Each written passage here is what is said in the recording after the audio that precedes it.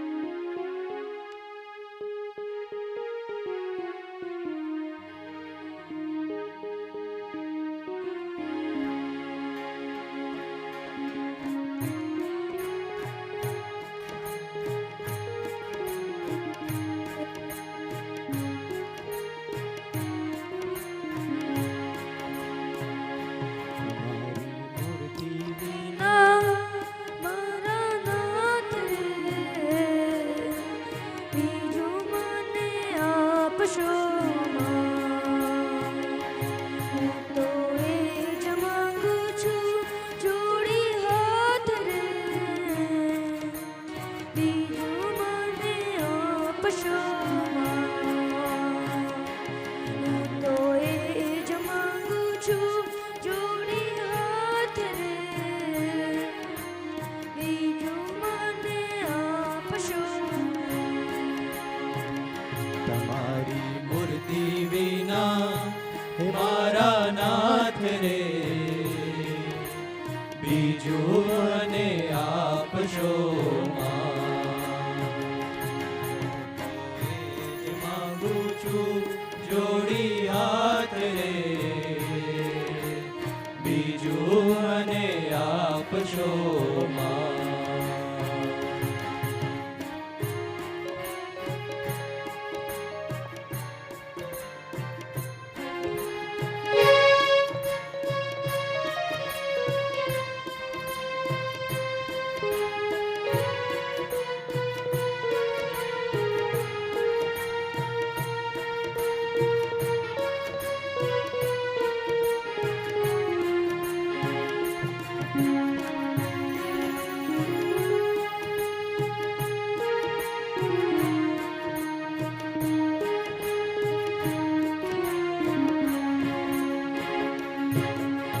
આપ તમારા જનનો સંગ રે, આપ તમારા જનનો સંગ રે, બીજું મને આપશો માં, હે મને આપશો માં. મારા જમાએ જો મંગ રે, મારા જમાએ જો મંગ રે, બીજું મને આપશો. તમારી મૂર્તિ વિના હે મારા નાથ રે, બીજું મને આપશો તમારી મૂર્તિ વિના હે મારા નાથ રે,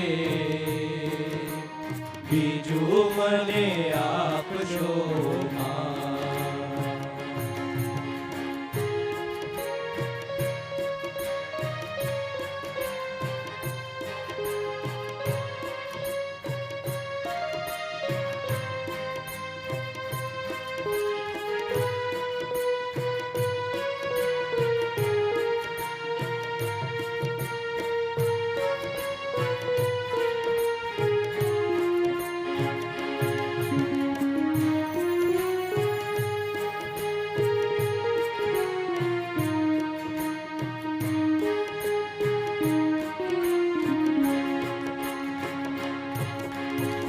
મારામાં કરો નિવાસ રે, મારામાં કરો નિવાસ રે, બીજું મને આપશો માં, હે મને આપશો માં. મને રાખો રસ્યા તમ પાસ રે, મને રાખો રસ્યા તમ પાસ રે, બીજું મને આપશો માં. તમારી મૂર્તિ વિના મારા નાથ રે, બીજું મને આપશો તમારી મૂર્તિ વિના મારા નાથ રે, બીજું મને આપશો બીજું મને આપશો બીજું મને આપશો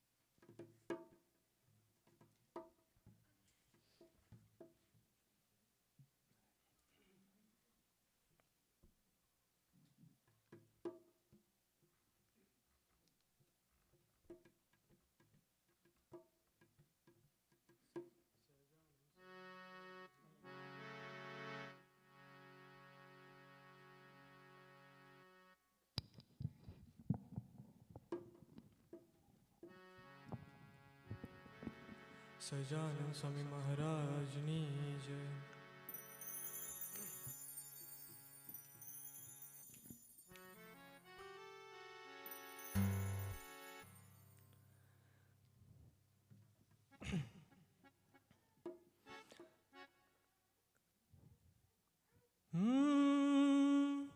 એનું લેતા નથી એ મોલ,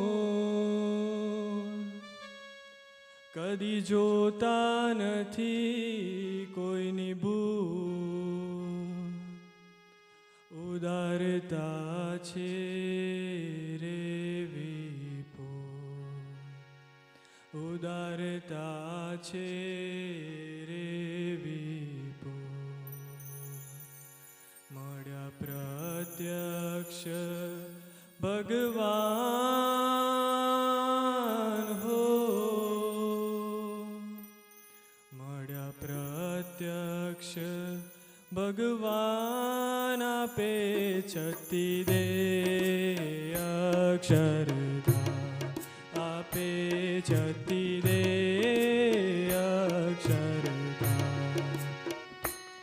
એનું લેતા નથી એ મોલ, જોતા કદી નથી કોઈની ભૂલ, ઉદારતા છે રે વિભૂલ, ઉદારતા છે રે વિભૂલ.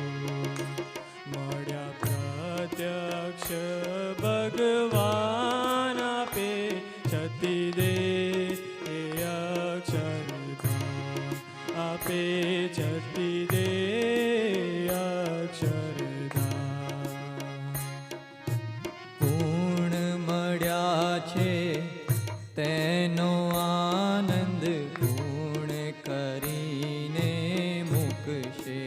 ઓ પૂર્ણ મળ્યા છે એનો આનંદ પૂર્ણ કરીને મૂકશે. પ્રારબ્ધની શુદ્ધિ કરવામાં ક્યારેક જરી મૂંઝવશે, ક્યારેક જરી મૂંઝવશે. ત્યારે હારું નહીં, ત્યારે હારું નહીં, હું હામ એ માનું રાજી થયા છે ઘનશ્યામ. સાધન માલા ઉતારું નામ, સાધન માલા ઉતારું નામ. મળ્યા પ્રત્યક્ષ ભગવાન આપે છતી દે અક્ષરધામ, આપે છતી દે અક્ષરધામ. સુખરૂપ સ્વભાવ જાણીને સાચવ્યા જ્ઞાન ભક્તિ કવચમાં. ઓ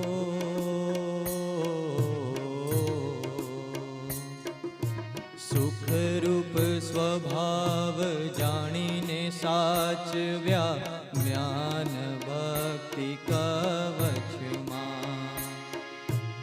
અપાર વ્યક્ત દિવ્ય શક્તિથી વેદી કાઢે તું પડમાં, વેદી કાઢે તું પડમાં.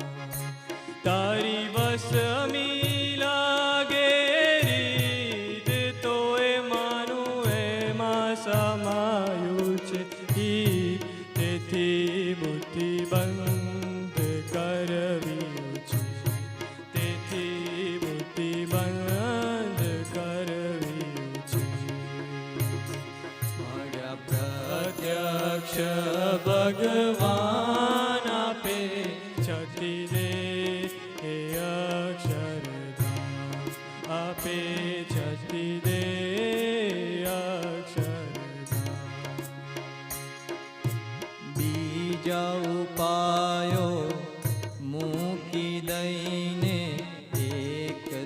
તુજને સંભારું.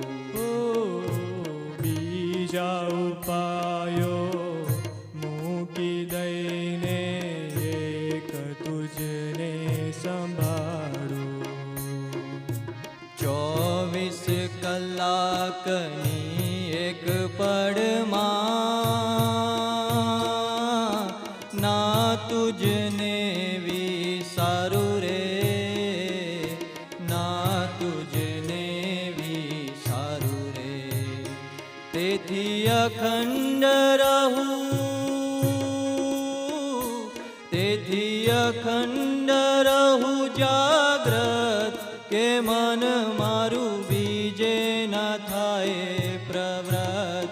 કે રહેવું છે મૂર્તિ મારા, કે રહેવું છે મૂર્તિ મારા. મળ્યા પ્રત્યક્ષ ભગવાન આપે જતી દેહ અક્ષરધામ, આપે છતી દેહ અક્ષરધામ. એનું લેતા નથી એ મૂલ જોતા, કદી કદી કોઈની ભૂલ ઉદારતા છે રે વિભૂલ, ઉદારતા છે રે વિભૂલ. મળ્યા પ્રત્યક્ષ ભગવાન આપે છતી દેહ અક્ષરધામ, આપે છતી દેહ અક્ષરધામ, આપે છતી દેહ અક્ષરધામ. મળ્યા પ્રત્યક્ષ ભગવાન હો. સજાનંદ સ્વામી મહારાજની જય. સજાનંદ સ્વામી મહારાજની જય. અખંડ રહેને અંતરમાં, તું અખંડ રહેને અંતરમાં, મારો સાથી બની મુજ સંગમાં, સાક્ષી બની અંગે અંગમાં, તું અખંડ રહેને અંતરમાં, તું અખંડ રહેને અંતરમાં, તું અખંડ રહેને અંતરમાં. મારો સાથી બની મુજ સંગમાં, સાક્ષી બની અંગે અંગમાં, તું અખંડ રહેને અંતરમાં, તું અખંડ રહેને અંતરમાં. અતિ અગાધ મહાત્મ તારું, તો એ ન પામે પાર, તે મુજથી કેમ પમાર. અતિ અગાધ મહાત્મ તારું, તોય ન પામે પાર, તે મુજથી કેમ પમાર. પ્રગટ તને પ્રત્યક્ષ કરું, પ્રગટ તને હો, પ્રગટ તને પ્રત્યક્ષ કરું, બાંધી રહે તું રંગમાં, તું અખંડ રહે ને અંતરમાં, તું અખંડ રહે ને અંતરમાં. મારો સાથી બની મુજ સંગમાં, સાક્ષી બની અંગે અંગમાં, તું અખંડ રહે ને અંતરમાં, તું અખંડ રહે ને અંતરમાં.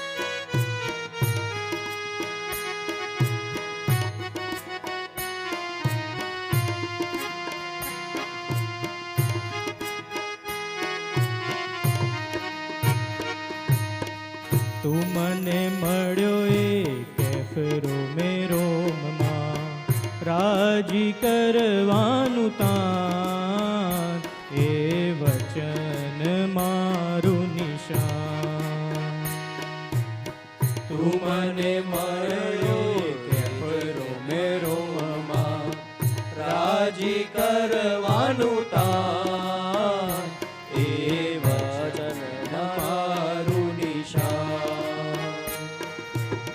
નામ રટણ સેવા સ્મરણ નામ રટણ સેવા સ્મરણ મન રે તુજ જીવનમાં મારું મન રે તુજ જીવનમાં તું અખંડ રહે ને અંતરમાં મારો સાથી બની મુજ સંગમાં સાક્ષી બની અંગે અંગમાં તું અખંડ રહે ને અંતરમાં તું અખંડ રહે ને અંતરમાં હારે સંસારમાં એક તારું મહાત્મ તેથી સંબંધીની પાસ મમતાથી નમતા રહેવા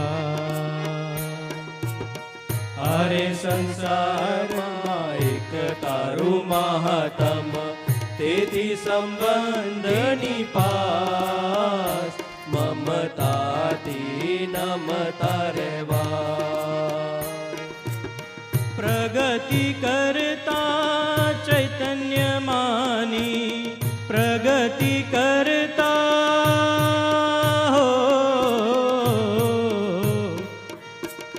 પ્રગતિ કરતા ચૈતન્ય માની વધતો રહું સત્સંગમાં હું નિત વધુ સત્સંગમાં તું અખંડ રહે ને અંતરમાં મારો સાથી બની મુજ સંગમાં સાક્ષી બની અંગે અંગમાં તું અખંડ રહે ને અંતરમાં તું અખંડ રહે ને અંતરમાં યાવત ચંદ્ર દિવાકરો રહ્યા ગુરુ હરિ થકિયા પ્રત્યક્ષ શ્રીજી મહારાજ યાવત ચંદ્ર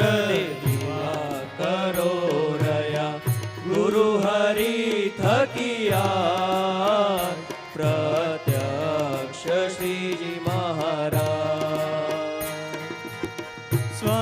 સ્વામિનારાયણ સ્વામિનારાયણ સ્વામિનારાયણ સ્વામિનારાયણ બોલીએ સહુ મંગમાં હરિનામ બોલો મંગમાં હરિનામ બોલો મંગમાં શિવની મુજ સંગમાં સાક્ષી બની અંગે અંગમાં તું અખંડ રહે ને અંતરમાં તું અખંડ રહે ને અંતરમાં તું રંગાઈ જાને રંગમાં તું રંગાઈ જાને રંગમાં સ્વામિનારાયણના સત્સંગમાં મારા પ્રભુ સ્વામીના રંગમાં તું રંગાઈ જાને રંગમાં તું રંગાઈ જાને રંગમાં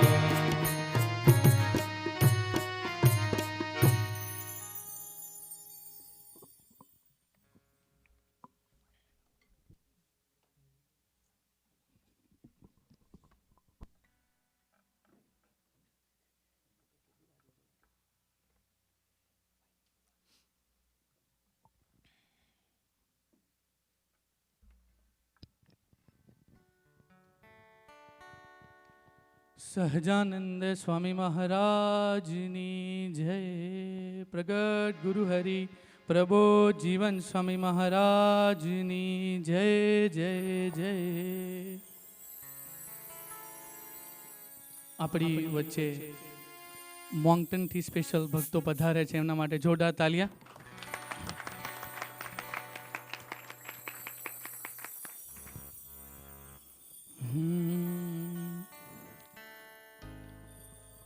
બધાને આ કીર્તનના લિરિક્સ તો યાદ જ હશે, તો સાથે રહેવાની નમ્ર પ્રાર્થના. સાધુ સાધી લે મહારાજ, હે છે કરવા જેવું કાજ, હે વડી સહેલું કર્યું આ. સાધનમાં એક સ્વામીનું નામ લે, તું પોકારજે. સાધુ સાધી લે મહારાજ, જે કરવા જેવું કાજ વળી સહેલું કર્યું આ. સાધનમાં એક સ્વામીનું નામ લે, તું પોકારજે. કાઈ હતું નહીં એને ગણ્યું સાધન, કાઈ હતું નહીં એને ગણ્યું સાધન. પંડે પ્રસન્ન થઈ આવી મળ્યા ભગવાન, પંડે પ્રસન્ન થઈ આવી મળ્યા ભગવાન. હે આપણા જેવા બીજા છે, જેને સ્વામીએ લીધા છે, મફતમાં જ આપી છે.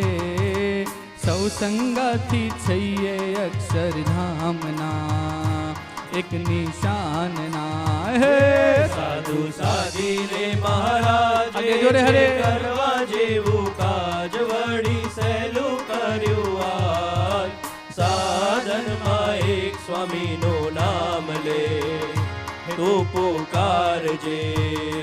દ્રષ્ટા સહપાતા કાર્ય શરૂ થાય છે, આજુબાજુના મુક્તોનું દેખાય છે. દ્રષ્ટા સહપાતા કાર્ય શરૂ થાય છે, આજુબાજુના મુક્તોનો દેખાય છે. એ દેખાશે તો ખરું, હે એને મનમાં ના લેવું, જ્યાં ત્યાં કહેતા ના ફરવું. સ્વામી સ્વામી કરી ભૂલી જવું, એ હલકા થઈ જવું. હે સાધુ સાધી લે મહારાજ, છે કરવા જેવું કાજ વળી સહેલું કર્યું આ.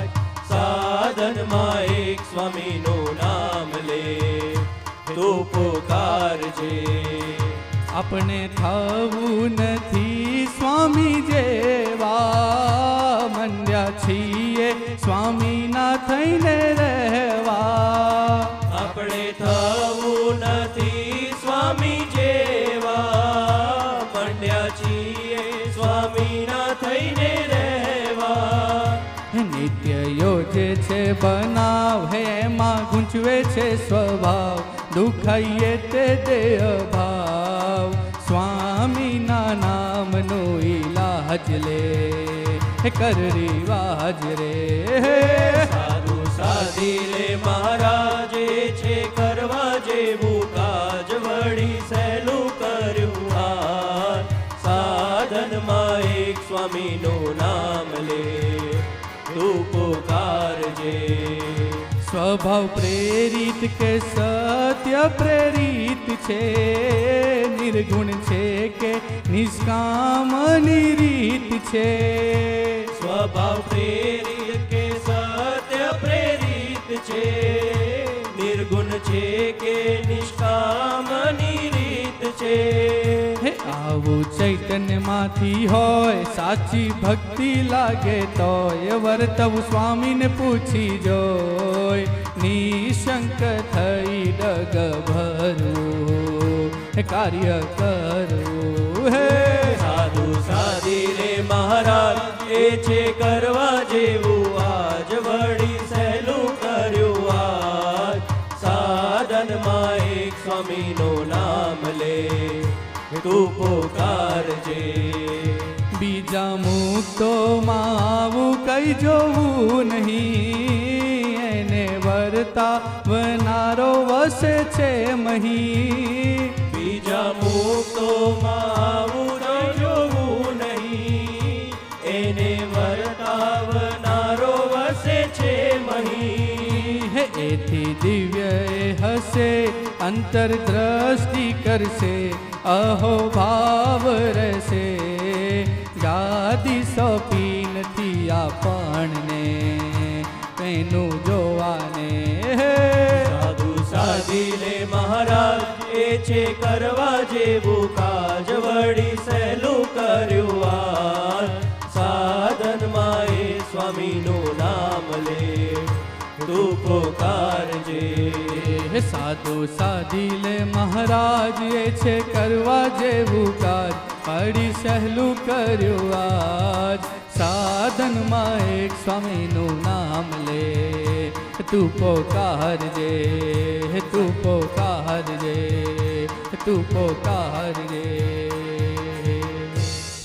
શ્રી સહજાનંદ સ્વામી મહારાજની, શ્રી અક્ષર પુરુષોત્તમ મહારાજની, ગુરુ હરિશાસ્ત્રીજી મહારાજની, ગુરુ હરિયોગીજી મહારાજની, ગુરુ હરિપ્રસાદ સ્વામી મહારાજની, પ્રગટ ગુરુ હરિ પ્રભો જીવન સ્વામી મહારાજની, જય જય જય. હરિપ્રબોધમ પરિવારની, જય જય જય. હરિપ્રબોધમ અમૃત મહોત્સવની, જય જય જય. દાસના દાસ થવાની. જય જય જય.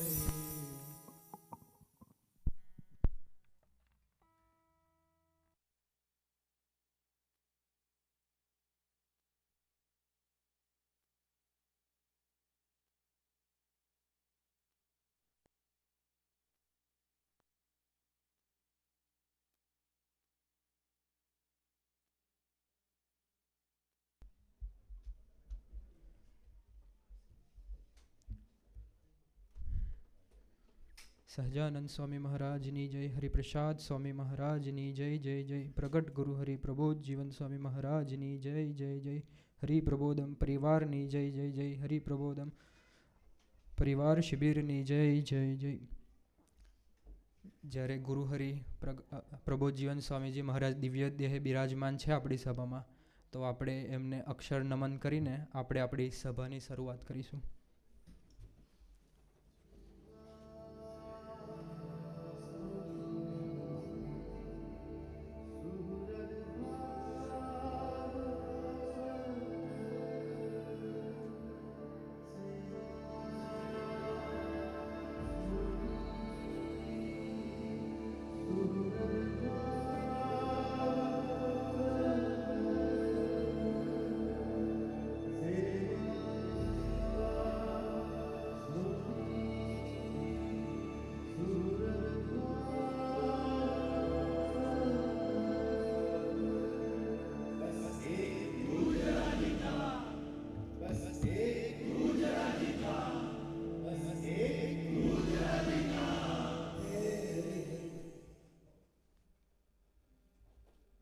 આજનો આપણો સભાનો ટૉપિક છે સ્મોલ ઇન્વેસ્ટમેન્ટ અને બિગ રિટર્ન.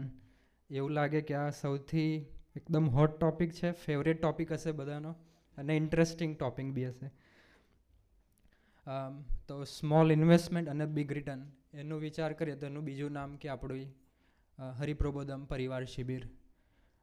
જ્યારે even less than a month to go, જુલાઈમાં આપણે જ્યારે બધા જવાના છે ત્યારે ખાલી સ્મોલ ઇન્વેસ્ટમેન્ટનું આપણે વાત કરીએ તો ખાલી પહેલાં બધા હાથ ઊંચા કરીશું કે જેણે લાઈફમાં એટલીસ્ટ એક વખત તો એવો વિચાર કર્યો છે કે થોડાક પૈસામાં કે બધા બહુ કમાઈ લો, કે મે બી થોડાક સમયમાં બધું બહુ કામ કરી લો. કોણે એવો વિચાર કર્યો છે અત્યાર લગીન? મોસ્ટલી બધાએ જ કર્યો છે. એટલે બધાને આપણે સ્મોલ ઇન્વેસ્ટમેન્ટ કરીને બિગ રિટર્ન લેવું છે. તો જ્યારે આપણે શિબિરમાં જવાના છે ત્યારે તો હું મારા તરફથી કે હું એવું શું ઇન્વેસ્ટમેન્ટ કરી શકું, તો પહેલાં એવું 3 વસ્તુનો વિચાર આવે કે ટાઈમ, એફર્ટ અને મની. તો કે પહેલાં આપણો ટાઈમ, 3 દિવસ જ્યારે આપણે શિબિરમાં જવાના છે ત્યારે, ફ્રાઈડે, સેટરડે અને સન્ડે. મની, આપણે બધાએ ઓલરેડી ફ્લાઇટ ટિકિટ્સ બુક કરી છે, હોટલનું સ્ટેનું બી થોડું આપણે એક્સપેન્સ એ બી આપણે પે કર્યો છે, તો આપણે આપણા પૈસા બી થોડાક ઇન્વેસ્ટ કરીએ છીએ. અને એફર્ટ તો કે જ્યારે આપણે ત્યાં શિબિરમાં જઈશું તો કે નાની મોટી કોઈ કિચનની સેવા હશે, આઈટીની સેવા હશે, ડાન્સની સેવા હશે, કે ઓલરેડી આઈટીના સેવકો ઓલરેડી બધી સેવા સ્ટાર્ટ કરી દીધી છે. તો કે મારા તરફથી કે મેં શું ઇન્વેસ્ટમેન્ટ કર્યું, તો કે ટાઈમ, એફર્ટ અને મની. હવે ઇન્વેસ્ટમેન્ટ કરી લીધું છે, તો હવે મારું બિગ રિટર્ન શું મને મળશે? તો હું ખાલી વિચાર કરતો હતો કે મેં સ્વામીજી માટે ટાઈમ, એફર્ટ ને મની હું આપું છું, તો કે મારું રિટર્ન શું હશે? તો પહેલાં મને એવો વિચાર આવ્યો હતો કે શિબિરમાં જવાથી તો કે હવે કે મસ્ત આ શિબિર પતશે એટલે કે સ્મૂથ ગોઈંગ લાઈફ, કે કોઈ કરતાં કોઈ પ્રોબ્લેમ આવવાના જ નથી. પછી થોડોક પછી સ્વામીજી આગળ વધારે વિચાર આપ્યો, તો કે ગુજરાતીમાં જેમ કહેવત છે કે ભાઈ 12 સાંધે અને 13 તૂટે, તો કે 12 પ્રોબ્લેમ સોલ્વ કરીશું કે બીજા 13 પ્રોબ્લેમ્સ કે રેડી જ રહેવાના. તો કે એવું નથી કે શિબિર ભરવાથી કે આપણા કોઈ ફાઇનાન્શિયલ પ્રોબ્લેમ્સ નહીં રહે, હેલ્થ પ્રોબ્લેમ્સ નહીં રહે, એ બધા જ પ્રોબ્લેમ તો રહેવાના જ છે. પણ એ પ્રોસેસમાં જ્યારે આપણે એ બધા પ્રોબ્લેમ્સ જ્યારે આપણા લાઈફમાં આવશે ત્યારે, તો કે જ્યારે શિબિરમાં આપણે અલગ અલગ વક્તાઓથી આપણે બધું સાંભળ્યું હશે, કે ત્યાંના જે વડીલ કાર્યકર્તાઓ હશે કે ભક્તો હશે એમના જોડેથી કંઈક શીખવા મળ્યું હશે, તો કે જ્યારે આપણા લાઈફમાં એવા બધા પ્રોબ્લેમ્સ આવશે તો કે ત્યારે કે આપણે ડગી નહીં જઈએ, ત્યારે કે જે આપણને સ્પિરિચ્યુઅલ જે ભાથું પીરસવામાં આવ્યું હશે શિબિરમાં, તો કે ત્યારે આપણે એનો ઓડકાર ત્યારે આવશે કે કોઈ નેગેટિવિટીમાં નહીં જઈએ કે ડિપ્રેશનમાં નહીં જઈએ. પછી આગળ સ્વામીજી બીજો એક એવો વિચાર આપતા હતા કે શિબિરમાં જવાનું બીજું મારું શું રિટર્ન મળશે? ઇન્વેસ્ટમેન્ટ તો કરી દીધું છે, તો શિબિરમાં જવાથી કે સ્વામીજીને એમના યુગ કાર્યમાં આપણને ખરેખર નિમિત્ત બનાવશે. બધા યુગ પુરુષો એમનું મિશન ધરતી પર આવ્યા તો એમનું એક મિશન લઈને આવ્યા છે, એમ કે ગુરુ હરિ પ્રબોધ સ્વામીજી બી એમનું એક મિશન લઈને આવ્યા છે. તો આપણે જોવા જઈએ તો આપણે બધા નિમિત્ત છીએ, ઇન્સ્ટ્રુમેન્ટ છે સ્વામીજીના, તો આપણને અલગ અલગ રીતે આપણો યુટિલાઇઝ કરીને એમનું યુગ કાર્યવાહ કરવાના છે. તો હવે ઇન્સ્ટ્રુમેન્ટ હોય તો કે એક ફોન છે, ફોનનું બી આપણે મોસ્ટલી બધાને ખ્યાલ હશે કે નાની મોટી અપડેટ્સ આવે, iOS એપલ હોય તો કે iOS કે અલગ અલગ વર્ઝન આવતા રહેતા હોય થોડાક સમય પછી. તો કે આ શિબિર શું છે? તો કે એક આપણે જ્યારે શિબિરમાં જવાના છે તો કે એક એઝ એ પ્રબોધ સ્વામીજીનું આપણે જ્યારે ઇન્સ્ટ્રુમેન્ટ છે તો કે આપણું બી અપડેટ થવાની છે કે ત્યાં 3 દિવસ. તો અપડેટ કેવી રીતે? તો કે અલગ અલગ અપડેટ્સ કેમ થતી હોય? તો કે નાના મોટા કોઈ બગ હોય ફોનમાં તો કે એ રિમૂવ થાય, કે આપણી કમ્પેટેબિલિટી ફોનની વધે, કે એફિશિયન્સી વધે. તો કે શિબિરમાં ભરવાથી કે આપણા નાની મોટી જે કે દિવસ દરમિયાન જે ભૂલો કરીએ છીએ પણ એનો અહેસાસ નથી થતો, તો કે મે બી શિબિર ભરીશું તો એનો અહેસાસ થવા લાગશે. તો હવે આજે આપણે 2 ભક્તોનો લાભ લેવો છે, ધ્રુવભાઈ અને અમિતભાઈ. એ 2 મુક્તો છે કે એમને એમના લાઈફમાં ઘણી બધી શિબિર, ઘણા બધા સમય અટેન્ડ કર્યા છે. એમને તો ઓલરેડી ઇન્વેસ્ટમેન્ટ કર્યું છે ટાઈમ, એફર્ટ અને મનીનું, અને એમનું રિટર્ન એ ઓલરેડી અનુભવી રહ્યા છે. તો આપણે એ બંને ભક્તોને પ્રાર્થના કરીએ કે અમે જ્યારે શિબિરમાં જવાના છે ત્યારે અમારી શું તૈયારી હોય, અમને શું મળશે, અને સ્વામીજી કેમ આ શિબિર અને સમયા કરે છે.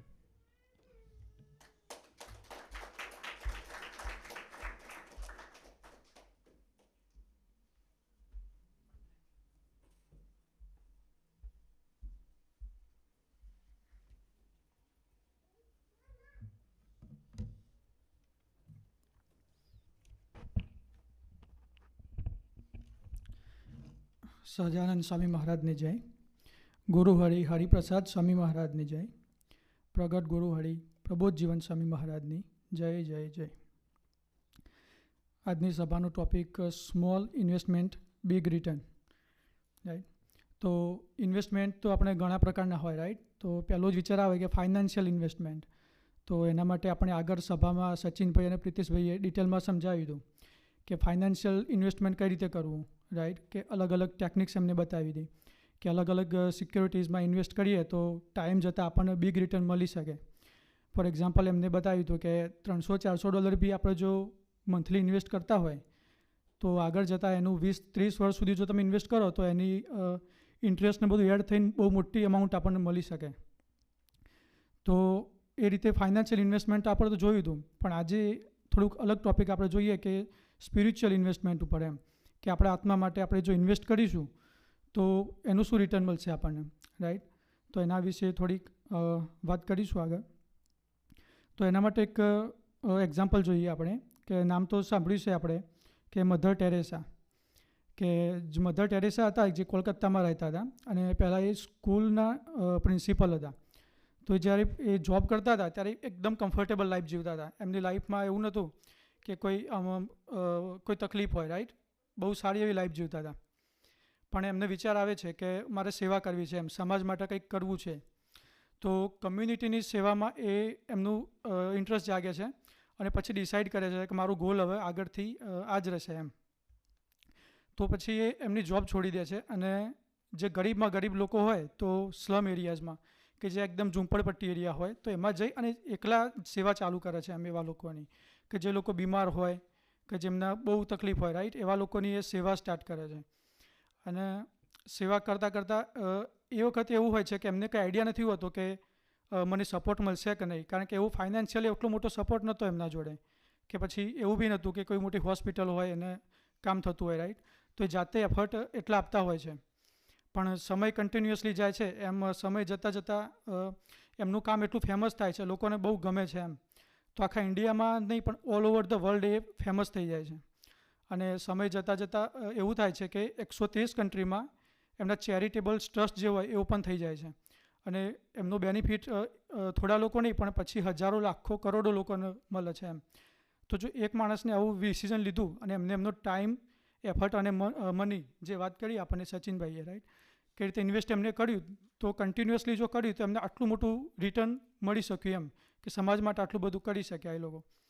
તો પછી આપણે વાત કરીએ તો આપણે અત્યારે સભા ભરીએ છીએ વીકલી, રાઈટ. તો વીકલી આપણે 2 કલાક આપીએ જ છીએ કન્ટિન્યુઅસલી, તો આપણને બી રિટર્ન મળે જ છે. ગુરુહરિ આપણને વાત કરતાં કે સભા ભરીએ તો શું થાય આપણા લાઈફમાં. તો સભા જો આપણે ભરીએ તો પ્રથમ સોરઠાના લોપે કરીને આપણે જે કચરો નાખતા હોય આપણા લાઈફ જીવનમાં આખા વીક દરમિયાન, કદાચ કંઈ આંખે ના જોવાનું જોઈ લઈએ, કંઈક બોલી લઈએ, સાંભળી લઈએ એવું, રાઈટ. તો આત્મા ઉપર તો એ કચરો ચોટે જ છે. તો એ સાફ ક્યારે થાય? તો આ સભામાં આવીએ તો એક કચરો સાફ થતો હોય છે. આપણને કદાચ રિયલાઇઝ થાય ના થાય પણ એ થતું હોય છે. તો પ્રબોધ સ્વામી એના માટે બી એક્ઝામ્પલ આપીને કહે કે સાફ કઈ રીતે થાય. તો કદાચ આપણે ઘરેથી સવારે જોબ ઉપર જતા હોઈશું તો શર્ટ પહેરીએ તો શર્ટનો કોલર એકદમ સાફ હોય, એકદમ સાફ હોય. પણ જાણે આપણે રિટર્ન આવીએ ઘરે, સાંજે આવીએ તો શું થાય કોલરનું? તો એના પર અમુક કચરો કે મેલ ચોંટી ગયેલો હોય એના પર, પણ ખ્યાલ નથી આવતો એ કે ક્યારે ચોંટે છે. પણ એ રીતે જ આપણા આત્માનું બી હોય. તો એટલા માટે વીકલી સભા. તો જો વીકલી સભા આટલું મોટું કામ કરી શકતી હોય, રાઈટ, કે એક અઠવાડિયાનો આપણો કચરો હોય આત્મા ઉપરનો એ સાફ કરતી હોય, તો સ્વામીજી એવું કહે કે 1 શિબિર ઇઝ ઇક્વલ ટુ 1000 સભા એમ, કે 1000 સભા ભરો અને 1 શિબિર ભરો એ ઇક્વલ છે એમ. તો એવું કેમ, રાઈટ. તો કંઈક તો બેનિફિટ હશે, એનું સિગ્નિફિકન્સ તો શિબિરનું એટલું મોટું હશે તો જ હશે ને એવું એમ. તો શિબિરના શું ફાયદા હોય તો એ જોઈએ તો એના તો બહુ મલ્ટિપલ ફાયદા છે, પણ 2-3 વાત કરીએ કે કયા કયા ફાયદા હોય. તો સૌથી પહેલાં તો કે આપણી લાઈફમાં પ્રોબ્લેમ્સ દરેક લોકોના હોય, રાઈટ, કે કોઈને ફાઇનાન્શિયલ હોય, તો કોઈને કોઈ ફેમિલીનો ઇસ્યુ હોય, કોઈને હેલ્થ ઇસ્યુ હોય, કોઈને પીઆરનો, જોબનો, XYZ, રાઈટ, ઘણા બધા પ્રોબ્લેમ આવા હોઈ શકે. તો આપણા શિબિરમાં જો આવતી જતા હોય તો એમાંથી શું થાય તો કે આપણને એ ભક્તો દ્વારા સ્વામીજી કોઈકના કોઈ ભક્તોમાં રહીને અથવા તો ગુરુહરિ કોઈ સંતોમાં રહીને આપણને એવી ટેકનિક પકડાવશે, એવી કંઈકના કંઈક એવી આત્મા માટે વાત આપશે કે જેથી આપણા પ્રોબ્લેમનું સોલ્યુશન મળે. અને આ વાત અચૂક આપતા જ હોય છે એમ. તો આપણને એક આવી વાત મળશે. એનું એક એક્ઝામ્પલ જોઈએ આપણે તો સ્કાર્બોરોમાં અલૌકિકભાઈ હતા. તો ઘણા વર્ષો પહેલાં જ્યારે કેનેડા આવ્યા અલૌકિકભાઈ ત્યારે ઇન્ડિયાનું એમનું ગ્રુપ હતું આખું, થોડીક મસ્તી ને એ બધું એમનું ચાલતું હતું એ ટાઈમે, અને વ્યસન બી હતા કે સ્મોકિંગ હોય, બીજું બધું ખાવા પીવાનું એમનું એ બધું ચાલતું હતું એમ. તો એ ટાઈમે એમનો ક્રિકેટ રમવાનો શોખ હતો. તો ધીરે ધીરે આપણા YDSમાં એ ક્રિકેટ રમવા માટે જોઈન થાય છે, અને ક્રિકેટ રમતા રમતા પછી એમને થોડીક દોસ્તી થાય કલ્પેશભાઈ જોડે, કે જે કાર્ય કરતા હોય છે.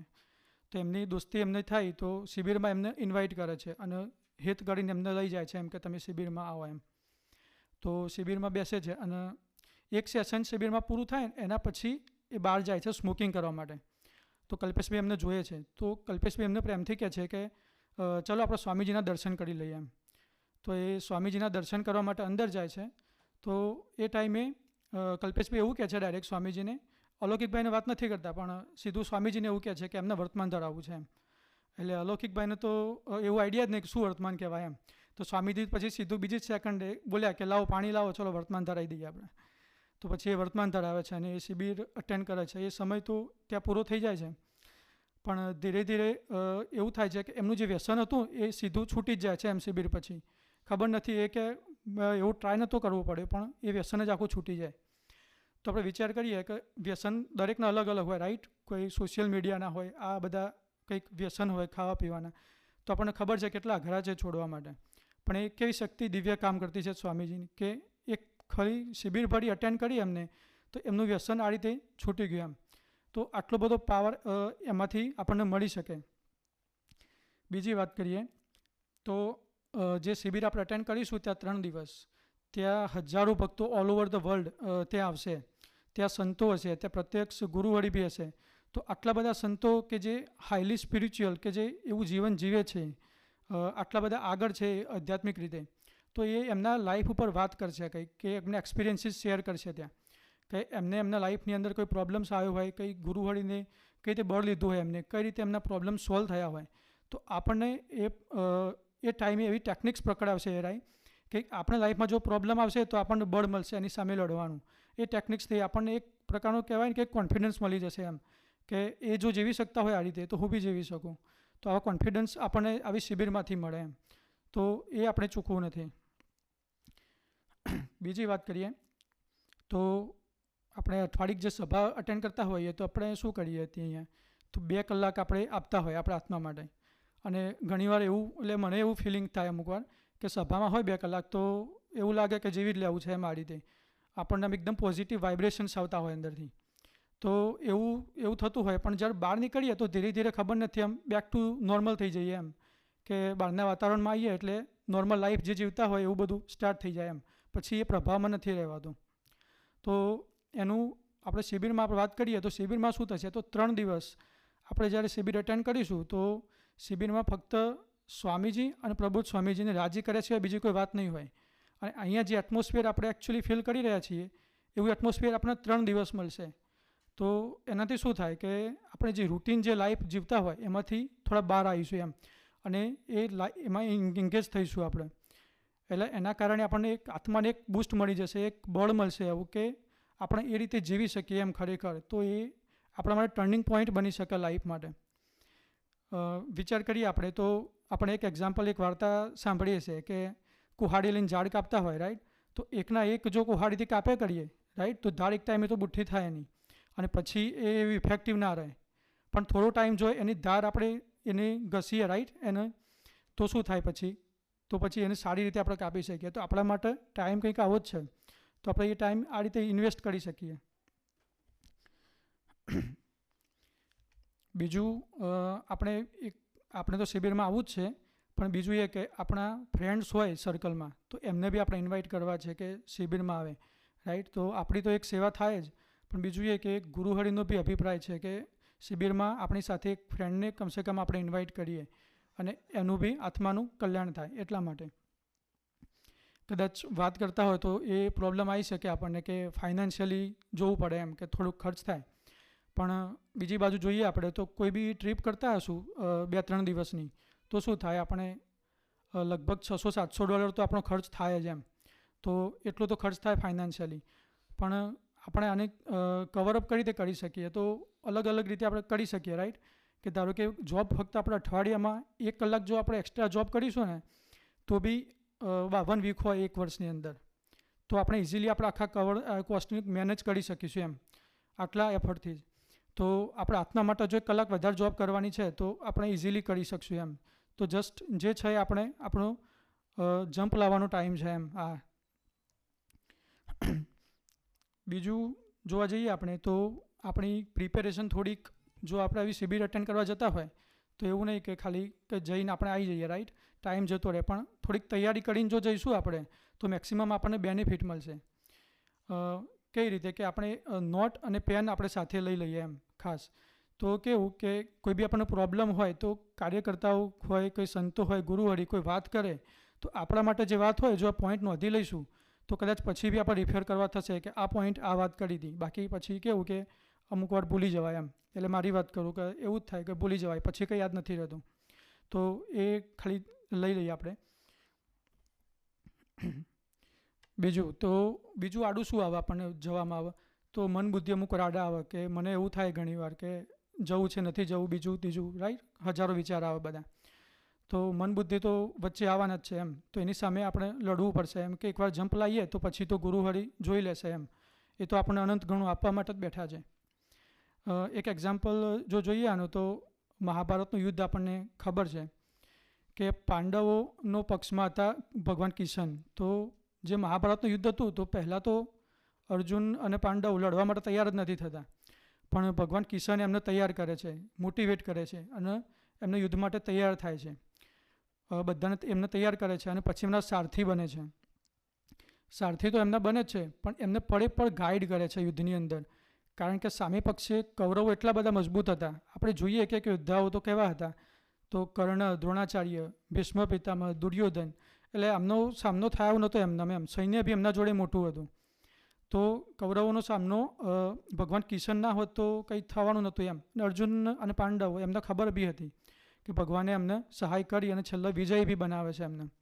પણ જ્યારે યુદ્ધ પૂરું થાય છે પછી ભગવાન કિશન પાંડવોને કહે છે કે મારી ઈચ્છા એવી છે કે આપણે હવે હસ્તિનાપુર રહીએ ભેગા મળીને, સાથે રહીએ, આપણે યુદ્ધને બધું કર્યું હવે સાથે રહીએ એમ.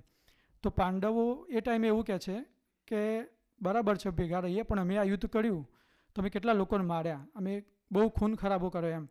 તો અમારે એનું પ્રાયશ્ચિત કરવું છે. તો અમે હિમાલય પર જઈશું, ત્યાં તપ કરીશું અને ત્યાં જ અમારું પછી પ્રાણનો ત્યાગ કરીશું એમ. તો વિચાર કરીએ કે ભગવાન જો સ્વયં આપણને કહેતા હોય કે આ વસ્તુ કરીએ આપણને તો આ થશે, રાઈટ, તો બી અમુક વાર મન બુદ્ધિ આડા આવતા હોય છે. તો એનું તો એવું જ છે, પણ આપણે ટ્રાય કરીએ કે મન બુદ્ધિની સાઈડ ઉપર રાખીને ડિસિઝન લઈશું તો ગુરુહરિ 100% ભરશે જ એમાં એમ. અને બીજું આપણે અત્યારે હાલ સુરજ સ્વામી જોઈએ ટોરન્ટો, તો આટલી એજે એ પૂરી ઊંઘ નથી લેતા એમ. એટલું બધું વિચરણ કરતા હોય, ભક્તોને સોલ્યુશન્સ આપતા હોય, પ્રશ્નોના જવાબ આપતા હોય, કેટલી બધી એ દાખલો કરે છે ગુરુહરિને રાજી કરવા માટે.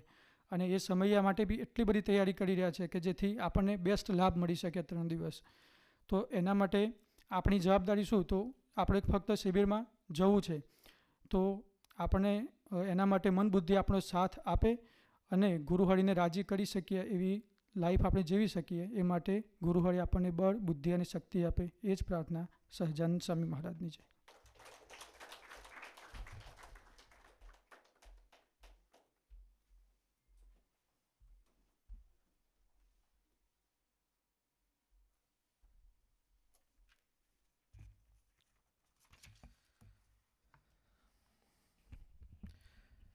સહજાનંદ સ્વામી મહારાજની જય, હરિપ્રસાદ સ્વામી મહારાજની જય જય જય, પ્રગટ ગુરુહરિ પ્રબોધ્યાન સ્વામી મહારાજની જય જય જય, હરિપ્રબોધમ પરિવારની જય જય જય.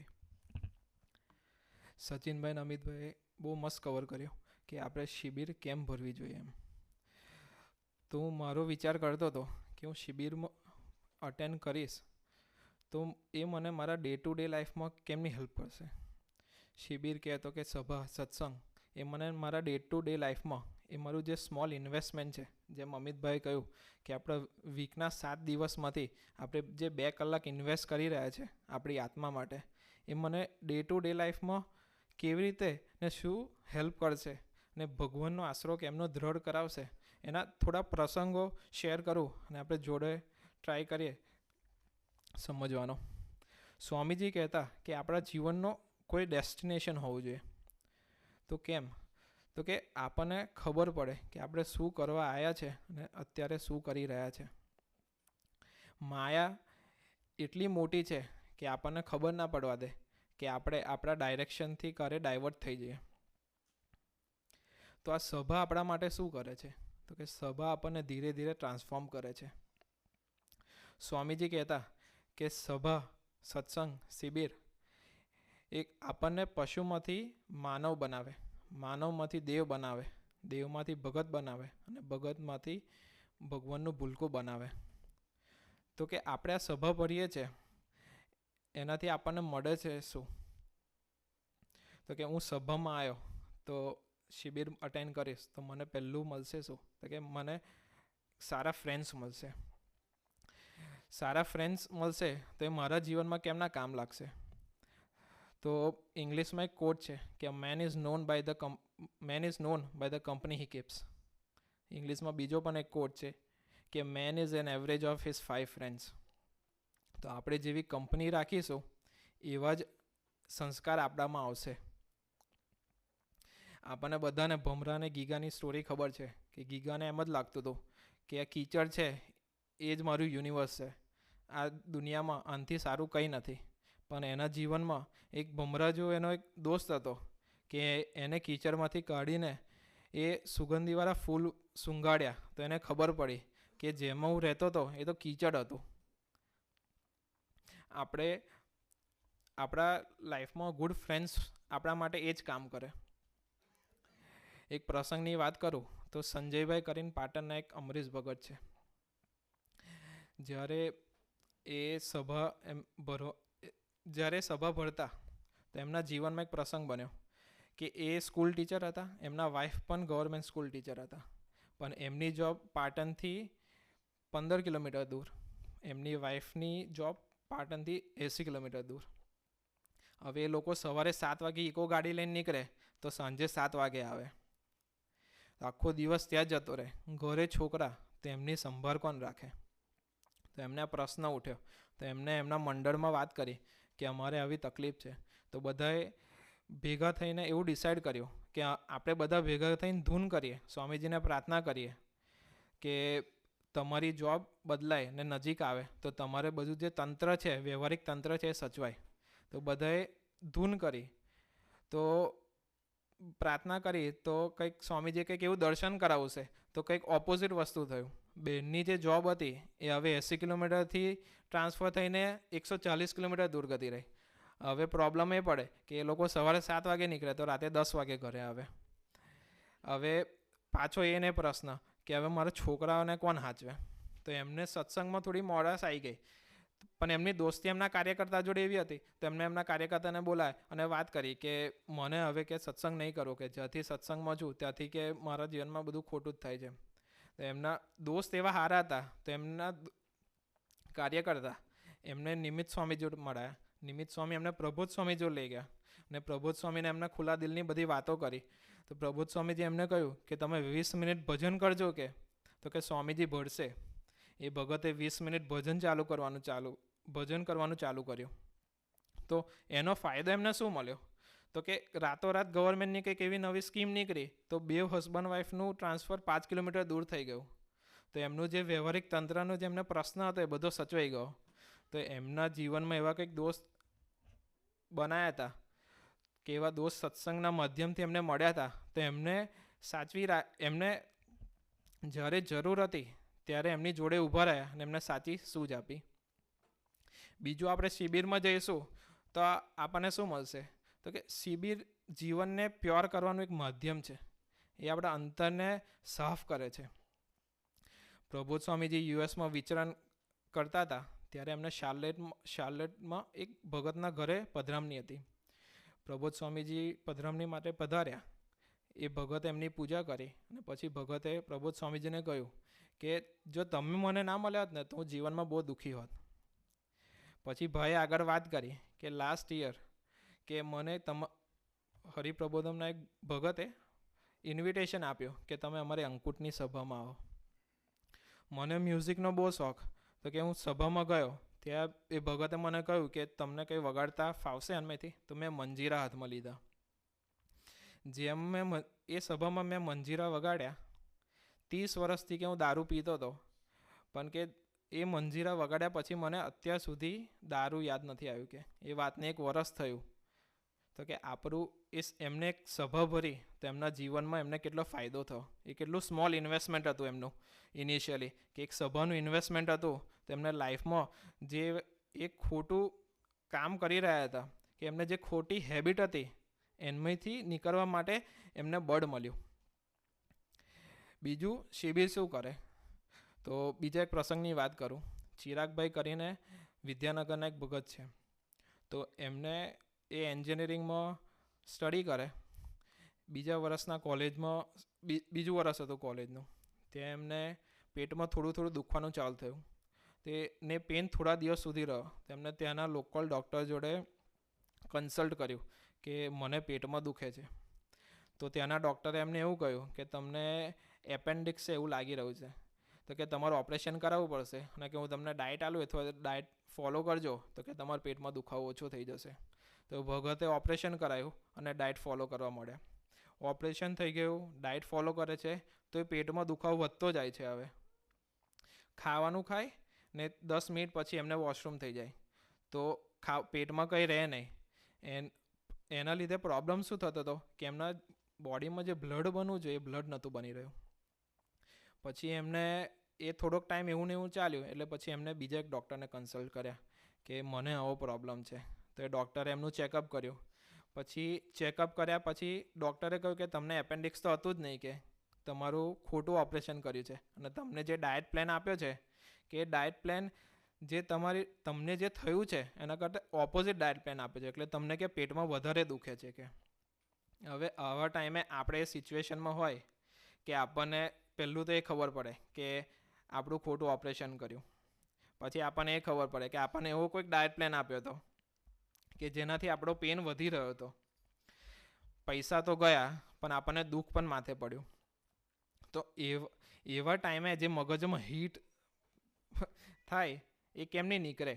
તો કે આવો કોઈક સભામાં આપણે રોજ આવતા હોય, આપણું એક એવું ઇન્વેસ્ટમેન્ટ હોય નાનું આપણી આત્મા માટે, તો એવા સમયે આપણે મગજને કૂલ રાખી શકીએ કે આગળ શું કરવું એ વિચારી શકીએ. તો પછી એ ડૉક્ટરે એમને ચિરાગભાઈને આગળ વાત કરી કે તમને કે મોટું આંતરડું ખરું કે બિગ ઇન્ટેસ્ટાઇન, એમાં કે ફોલ્લા થયા છે. કે ને ફોલ્લા એટલા મોટા થઈ ગયા છે તો કે હવે દ્રાક્ષનું ઝુમકું હોય ને એટલા મોટા થઈ ગયા છે. કે જો તમે તરત ઓપરેશન નહીં કરાવો ને એ ફૂટશે અંદર ફોલ્લા, તો તમને કેન્સર થશે. કે તો એ ભગત સત્સંગી હતા, સભા ભરતા હતા. તો એમને સ્વામીજીને કે મારે સ્વામીજીને પૂછવું પડે કે મારે શું કરાવવું. તો પછી એમને સ્વામીજીને ફોન કર્યો કે સ્વામીજી આવું થયું છે, તો મારે શું કરવું. તો સ્વામીજી એમને એવું કહ્યું કે આપણે કે ઓપરેશન નથી કરાવવું, કે આપણે ભજનથી બીમારી મટાવી છે. કે તો પછી સ્વામીજી એમને આજ્ઞા કરી કે તમે ઓપરેશન ના કરાવશો, કે આપણે કોઈક બીજા સારા ડૉક્ટરને બતાવીએ. તો એમને કોન્ટેક્ટથી બીજા ડૉક્ટર શોધવાનો ટ્રાય કર્યો. પછી શોધતા એમને મુંબઈમાં એક ડૉક્ટર મળ્યા. તો એ ડૉક્ટર પાસે ચેકઅપ કરાવવા ગયા. તો ચેકઅપ કરાવ્યું તો ડૉક્ટરે સેમ વસ્તુ કહ્યું કે તમને સેમ બીમારી છે ને તમારે તરત ઓપરેશન કરાવવું પડશે. જો નહીં કરાવો તો કે તમને કેન્સર થશે ને કે તમે ટૂંક સમયમાં ધામમાં જશો. તો પાછો એમને સ્વામીજીને ફોન કર્યો કે અહીંયા પણ ડૉક્ટર સેમ વસ્તુ કહે છે. તો સ્વામીજી એમને એવું કહ્યું કે મને ડૉક્ટર જો વાત કરાવો. તો એ ભગતે સ્વામીજીની ડૉક્ટર જો વાત કરાવી. ત્યારે સ્વામીજી डॉक्टर ने कहा कि ये हमारा सत्संगी है, कि हमें इसको के भजन से ठीक करना है, कि वो भजन करेगा, हम प्रार्थना करेंगे और आपके दवाई शुरू करो. तो પછી એ વાત સાંભળી અને ડૉક્ટરે પછી એમની દવા ચાલુ કરી. હવે આપણે આ સમયે વિચારીએ કે આટલી મોટી બીમારી છે, 2 ડૉક્ટરોએ એવું કહ્યું છે કે ઓપરેશન તરત કરવું જ પડશે, ને ત્યાં સ્વામીજી એવું કહે છે કે આપણે ભજન કરીશું ને બીમારીને મટાડીશું. તો એનું બળ મળે ક્યાંથી? તો હવે કોઈ સત્સંગ સભા શિબિરમાં આપણે જતા હોય તો વિશ્વાસ આવે કે ભગવાન આપણી જોડે ઊભા છે ને ભગવાન આપણા માટે અહિત નહીં કરે.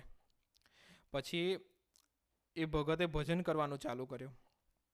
ડૉક્ટરે એમને એવું કહ્યું હતું કે તમારે ખાલી 2 જ વસ્તુ ખાવાની, ખીચડી અને કે દહીં. ને સ્વામીજી એમને 2 આજ્ઞા કરી હતી કે તમારે ભજન કરવાનું અને એટલું મગજમાં પાક્કું રાખવાનું કે આપણને કોઈ બીમારી નથી. તો 6 મહિના પછી એ ભગત પાછા ચેકઅપ કરાવવા જાય છે ત્યારે ડૉક્ટર રિપોર્ટ જોઈને પોતે શોક થઈ જાય છે કે એ બધા જે ફોલ્લા હતા એ બધા ઓગળી ગયા છે અને એમની બીમારી ઓલમોસ્ટ ક્યોર થઈ ગઈ છે. તો કે આ શિબિરમાંથી આપણને મળ્યું શું? તો કે આપણને એ શિબિર નિશ્ચિંત બનાવે, નિર્ભય બનાવે. જે ડે ટુ ડે લાઈફની આપણી જે ચિંતા છે એની જોડે કેમનું ફાઇટ કરવું, ભગવાનનું બળ કેમનું લેવું, એમના આશરે કેમનું રહેવું અને આપણી જોડે જ ઊભા છે કેમનું માનીને રોજ જીવવું, એનું બળ આપે. પછી શિબિરમાં બીજું મળે શું? તો કે શિબિરમાં દિવ્યતાના દર્શન થાય. પ્રગટ આપણી સામે બેઠા હોય તો દિવ્યતાના દર્શન થાય. સ્વામિનારાયણ ભગવાનના ટાઈમનો એક પ્રસંગ છે કે સ્વામિનારાયણ ભગવાનના ટાઈમે નાજા જોગ્યા કહીને સ્વામિનારાયણ ભગવાનના એક ભગત હતા. એમને સ્વામિનારાયણ ભગવાનનો દ્રઢ નિશ્ચય. તો એવા સ્વામિનારાયણ ભગવાનનું ભજન કરે ને એમને રોજ યાદ કરે. એ જે ગામમાં રહેતા એ ગામના રાજા હતા ને ખાચર હતા. ખાચરનો સ્વભાવ એવો કે કોઈ પણ કંઈ ભૂલ કરે ને તેને સીધો સૂળીએ ચડાવી દે.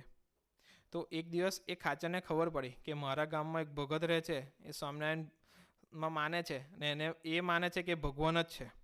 તો એ ખાચરે એને એના સભામાં બોલાવ્યો અને કહ્યું કે મેં એવું સાંભળ્યું છે કે તું સ્વામિનારાયણ કહીને કોઈમાં માને છે અને કે ભગવાન છે. તો એ ભગત એવું કહ્યું કે હા હું એમનામાં માનું છું ને મારા ભગવાન છે. તો એ ખાચરે એમને એવું વાત કરી કે તું કાલ સવારે એમને કહેજે કે મને અહીં નહીં મળે. કે જો એ કાલ સવારે અહીં ના આવ્યા તો કે હું તને સૂળીએ ચડાવી દઈશ. હવે તે વખત તો કોઈ ફેસ ટાઈમ હતો નહીં, કોઈ કોલ હતા નહીં. ભગવાન સ્વામિનારાયણને સંદેશ પણ મોકલવો હોય તો ચિઠ્ઠી મોકલવી પડે. ચિઠ્ઠી મોકલે ક્યારે, પહોંચે ક્યારે, આવે ક્યારે. ને ખાચરે એવું કહ્યું હતું કે કાલે સવારે તો એમને અહીં આગળ હોવું પડશે. તો એ ભગતે આખી રાત ભજન કર્યું. તો ભજનનો એમને ફાયદો શું મળ્યો કે જે નિશ્ચિંતતા જોતી હતી એમને, જે આપણું મન હલક ડોલક થાય કે શું થશે મારું, એના વચ્ચે જે એમને નિશ્ચિંતતા જોતી હતી એને એ ભજન, એ સભા કે એમનો એ ભગવાનનો આશરો હતો તો એમને એ બળ મળ્યું. તો બીજે દિવસ સવારે સ્વામિનારાયણ ભગવાન એ ખાચરને દર્શન આપ્યા અને એનો નિશ્ચય કરાયો કે હા હું જ ભગવાન છું. તો કે ભગવાન આપણી માટે રક્ષામાં ઓલવેઝ ઊભા જ છે. બીજા એક પ્રસંગની વાત કરું કે એક નાનો છોકરો હતો, એને કાનમાં રસી થઈ ગઈ હતી. તો એના પપ્પા એને હોસ્પિટલ લઈ જાય છે. ડૉક્ટર એનું ચેકઅપ કરે છે અને ડૉક્ટર કહે છે કે ઓપરેશન કરવું પડશે. કે તો ડૉક્ટર એવું કહે છે કે એને ઓપરેશન કરવું પડશે અને 72 અવર્સ માટે એને હોસ્પિટલમાં રહેવું પડશે. પછી ડૉક્ટર એવું કહે છે કે આજે ઓપરેશન નહીં થાય, આપણે 2 દિવસ પછી કરીએ. કે મારે આજે માંગલેશ્વરમાં સભામાં જવાનું છે, ત્યાં હરિપ્રસાદ સ્વામીજી મહારાજ પધારવાના છે અને મને આમંત્રણ મળ્યું છે. કે તો એ ભગત કે હું પણ ત્યાંનો જ છું. કે તો કે હું પણ સભામાં આવીશ. તો કે ઓકે. તો પછી ગયા, ત્યાં હરિપ્રસાદ સ્વામીજી પધાર્યા. પછી એમને આશીર્વાદ આપ્યા. પછી જ્યારે સભા પતી ત્યાં પણ બધાને ખબર છે કે બધા ભક્તો એક એક કરીને સ્વામીજીના દર્શન કરવા જાય. ને હરિપ્રસાદ સ્વામીજીની અદા હતી કે લાક્ષણિક અદામાં બધાને થાપોટ મારે, રાઈટ. તો એમને પપ્પાને એવું ટેન્શન કે મારો છોકરો ના જાય, કેમ કે એમને એમ કે જો મારા છોકરાને મારે તો કે એને વધારે દુખાવો થશે.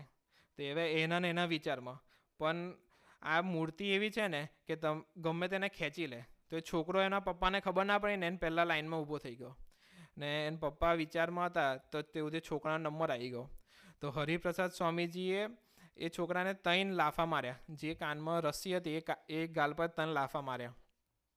પછી છોકરો નીચે આવ્યો તો એના પપ્પા એને જોવા મળ્યા કે કંઈ થયું નહીં ને તો બધું સંભાળ. પણ છોકરો મોજમાં હતો. પછી 2 દિવસ પછી જ્યારે ઓપરેશનનો દિવસ આવ્યો ત્યારે ડૉક્ટર તો રેડી હતા કે મારે ઓપરેશન કરવું છે.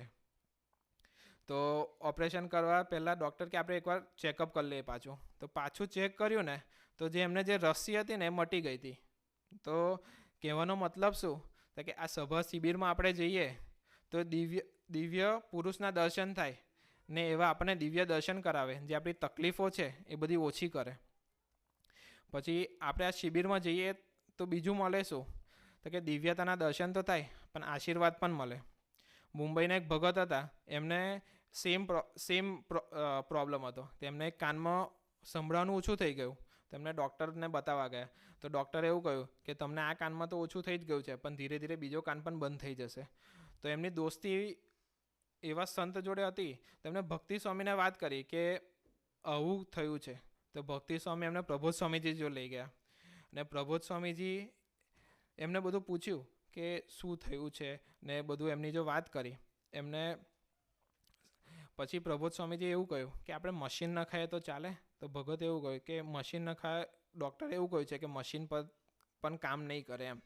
પછી પ્રબોધ સ્વામીજી એમને એવું કહ્યું કે આપણે 20 મિનિટનું રોજ ભજન કરીએ ને આપણને સારું થઈ જશે. તો એ ભગતે 6 મહિના ભજન કર્યું અને 6 મહિના પછી એમને બેઉ કાનમાં પાછું સરખું સંભળાતું ચાલુ થઈ ગયું. તો ભજન આપણા જીવનમાં કેટલું કામ કરે છે. આપણે અહીંયા આજનો ટૉપિક છે કે સ્મોલ ઇન્વેસ્ટમેન્ટ બિગ રિટર્ન. તો આપણે આટલા બધા પ્રસંગો સાંભળ્યા તો એ બધાનું ઇન્વેસ્ટમેન્ટ કેટલું હતું? નાનું નાનું હતું. બધાએ સભા ભરી છે કે ભજન કર્યું છે, પણ એના સામે એમને જે ફળ મળ્યું છે એ કેટલું મોટું છે.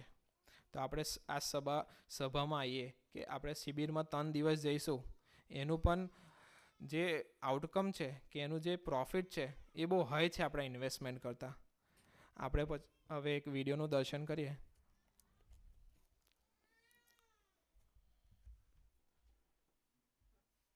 પણ ભગવાન અને પ્રભુ છે ને પ્રભુને એ બધું જાણી શકે. છેલ્લા એક પ્રસંગની વાત કરું. ગુરુવારે પ્રભુ સ્વામીજી પધાર્યા છે. અમારે એક સર્વમંગલ સ્વામીજી કરીને સાધુ છે. એના પૂર્વાસના મધર, એને કેન્સર ને બધું થઈ ગયું હતું. એટલે પછી સ્વામીજીના આશીર્વાદ માટે કહ્યું કે સ્વામીજી હવે કૃપા કરી અને મધરને તેડી જાઓ અક્ષરધામ. કારણ કે સારું ભજન કરજો બધા ભેગા થઈને 3 દિવસમાં પ્રભુ તેડી જશે. પેલા બધા રજા લઈને આવી ગયા અને પેલા અશોકભાઈ છે તો પ્રોફેસર હતા.